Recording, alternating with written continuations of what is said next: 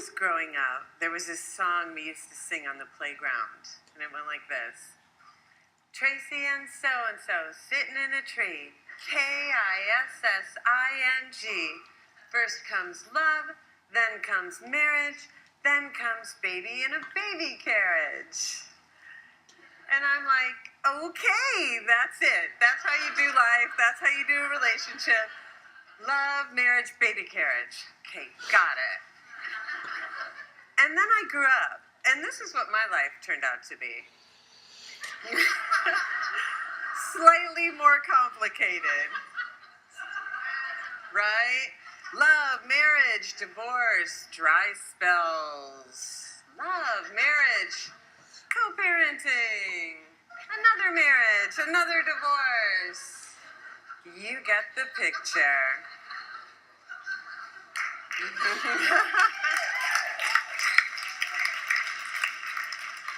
So if you're good at math and or a fast reader, what you got there is that I've been married 3 times. Yep, 3. And divorced. And what that's supposed to mean is that I am a total failure at relationships. And that is one way to look at it, but not the only way. Because what I think really happened is that I kept marrying the wrong person. Now, it's not that I didn't, it's not that I chose bad guys. My first 2 husbands were amazing men who are now married to wonderful women who aren't me. And my 3rd husband, well, we're friends on Facebook now. So all's well that ends well, right? After the collapse of my 3rd marriage in 2005, I realized that I had been marrying everyone in sight except the one person that I really needed to marry in order to have a great relationship. And that once I married that person, all of my relationships would be successes, even the failures. The so-called failures, actually. So since we're talking today about women inventing, I want to talk about inventing relationships. And what I've found through a lot of trial and obviously many, many, many errors, to be the thing that has transformed my life in love. And that is this idea of marrying yourself. So what does it mean to marry yourself? It's a big idea. It's as big as marriage itself, except if I could just summarize it, it would be that you enter into a relationship with yourself and then you put a ring on it. In other words, you commit to yourself fully. And then you build a relationship with yourself to the point where you realize that you're whole right now. That there's no man, woman, job, circumstance that can happen to you that's going to make you more whole, because you already are. And this changes your life. So by now, I'm sure at least some of you are wondering why you should be listening to a 3-time divorcee talk about marriage, even to herself, and I understand that. And here's what I have to say about that, is that what I've learned and my experience is that the places where you have the biggest challenges in your life become the places where you have the most to give, if you do your inner work. I kind of want to say that again. The places where you have your biggest challenges are the places where you have the most to give. So let me tell you a little bit about the person I truly needed to marry, myself. I'm from Minneapolis. Woo! My mom was a prostitute and an alcoholic. She put me in foster care when I was 3 months old.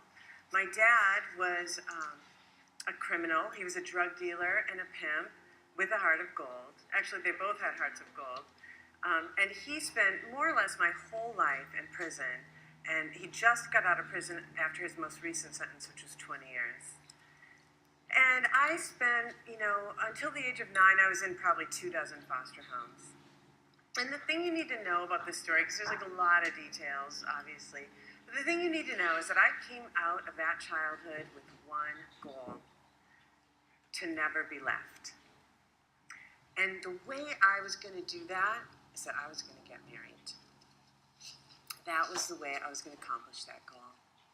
So I got married the first time to a guy I met when I was 17. we got married a couple years later. When I was 19, he was a really good guy from a great family. He had an MBA. I mean, it was like, it was like marriage material. And, I was thrilled. I was like, I have a family, I belong somewhere, this is wonderful. And then after 5 years, I left him. And then 10 years later, I got married again to another wonderful guy who's the father of my now 16-year-old son. We still have a wonderful relationship. He's a really good guy. But after 4 years, I left him too. And I'm not proud to say that I did that, but in order to really marry yourself, you have to get sometimes very painfully honest with yourself about what it is that you've done. So I'm not proud of that. And then 8 years later, I got married again when I was 40. And I was like, okay, this feels right. Okay? Let me tell you what felt right to a girl who was in 24 foster homes. A guy who started to date after 9 months of marriage. Essentially, he started dating a 21-year-old girl, which you're like, okay. I mean, it would be funny if it weren't so tragic. You have to have a sense of, that's why, we're Facebook friends. So here I am looking at this person that I just described with the terrible track record of relationships, and I'm like, I'm supposed to marry her? Like, this is the woman you want me to marry? And the answer is yes. Because here's the deal. The thing about marrying yourself is that it's not just like cohabitating. You're not just going to date for a while and see how it turns out. You are going to do this till death do you part. You're going to take vows. So here are the vows. Number 1, you're going to marry yourself for richer or for poorer. This means you're going to love yourself right where you are. You don't say to yourself, when you get to the corner of Hollywood and Vine, then I'll marry you. You don't say, when you lose 10 pounds, then I'll love you. And you don't say, if you hadn't married that loser, I would love you, but since you did, I'm sorry, I think it's over. When you marry yourself, you walk yourself down that aisle exactly where you are. And paradoxically, I've found that loving myself exactly where I am is the only way to get where I'm going. Number 2, you're going to marry yourself for better or for worse. So what this means, it's like most of us are willing to love ourselves for better. I mean, sure, like, I'm having a great hair day today. I love me. That's not what I'm talking about. I'm talking about for worse, like the big life disappointments. Maybe you don't own a home. You didn't get the career you wanted. Maybe you didn't graduate from college. Maybe you didn't get the relationship you wanted. Maybe it hasn't turned out. Maybe you fight with your mom. Maybe you watch too much reality TV. Whatever it is, it doesn't matter anymore, right? Because when you marry yourself, you agree to stay with you no matter what. So 3rd, you marry yourself in sickness and in health. So what this means is that you forgive yourself for your mistakes. A mistake isn't actually a failure unless you don't learn from it and unless you don't grow. There's a saying, you ask for patience, and what you get is a line at the bank. And what that means is that life does not give you what you ask for. It gives you the people, places, and situations that allow you to develop what you asked for. And the thing is that if you don't get it right the first time, life will give it to you again. Because life is very generous that way. It's like, I didn't get it the first time in the first marriage, and I didn't get it the second time. It's like, okay, maybe the 3rd time I'll get it. So inside that terrible experience of that 3rd marriage, I learned something about in sickness and in health.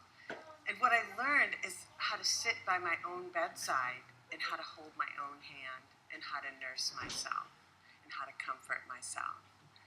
And what I learned is that I am a person that I can count on. Last but not least, you marry yourself. When you marry yourself, it's to have and to hold yourself. So, what does it mean to have and to hold?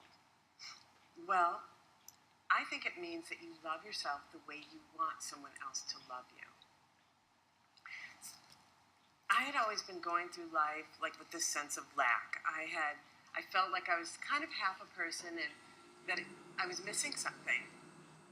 And I went into my relationships hoping to solve this feeling that I'd had my entire life, that I wasn't whole unless someone loved me. And the truth is that I wasn't ever going to feel whole until I learned to love myself. So this business of marrying yourself transforms every area of your life, your business, family relationships, kids, social relationships, friends. Because when you marry yourself, this huge thing happens. You become able to love in this whole new way. You become able to love other people right where they are for who they are, the same way you're already loving yourself. And of course, this is what the world needs more of. So when I married myself and I realized that I already had everything I needed, I started seeing it as my job to basically just light up my little corner of the world. You know, that's my new job. Because I don't need anything, I already have it. So when I take meetings, it's all about like, how can I help this person achieve her goal? And when I'm in my social communities, it's like, what can I bring to this that only I can bring? And when I go on dates, it's like, how can I just discover another person, maybe for just 1 hour? Which, of course, brings me full circle. Because people always ask me about my love life, you know? They want to know. And, you know, the answer is I'm still working on it, aren't we all, you know? So this is where I am right now. About 3 months ago, I went on a first date. And about 30 minutes into the date, I found myself paying attention not to whether he liked me, but how I felt in his presence. I noticed that I was like light and happy and joking. And as I reflected on the date afterward, I was like, wow, I got really excited. I'm like, look, this is how committed I am to myself. I'm not even on this date trying to like get someone to like me. You know, I'm more interested in how I feel about me than how he feels about me. Not because I'm selfish, but because the only relationship I'm ever going to have with another person is the one that I'm already having with myself. I'm just going to have it with them now. So it turned out he liked me, you know, and we're still together, and it's cool and amazing, you know, but like I've been married 3 times, so slow down. You know? The thing is, I'm not trying to get security from him through marriage. I'm God forbid, a baby carriage. I'm only here to just be in relationship. I'm not dying to hear the words, "Will you marry me?" Because even though those words are very powerful, and very powerful to a person like me, I don't need to hear them from him because I've already heard them from myself. And the way I see it, it's like I took myself to the top of a mountain, or maybe to the bottom of the ocean, and I got down on one knee, and I said, I'll never leave you. And now I'm married to the one person I really wanted to be with all along, myself.